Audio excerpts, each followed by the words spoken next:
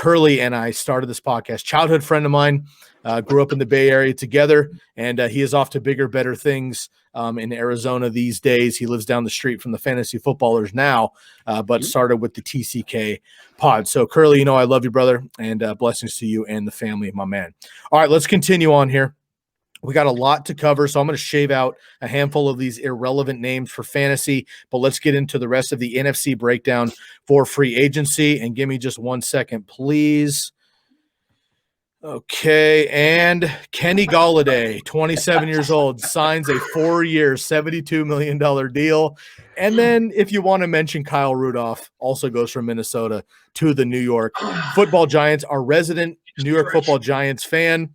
Bobby, take all the time you need, my man. Kenny Golladay heads to the Giants.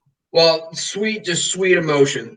I love it. I mean, so this is the thing about Kenny Golladay is extremely important. He gives Jason Garrett that Bryant, Terrell, Owens factor player in his offense. We've seen dominant target seasons from those kind of guys.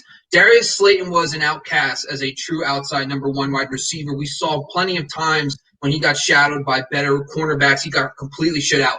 You cannot shadow Kenny G. Trust me. I've actually looked into it. He's a monster even against shadow coverage, but he now puts those other receivers in better positions. You have Darius Slayton, who's that vertical outside threat. The Terrence Williams role is a much better suited player, gets second or third corners. Shepard kicks into the slot, which he is fantastic at doing with Golden Tate out the window. Now he can dominate nickel corners. He doesn't have to be the focal point like he was last year.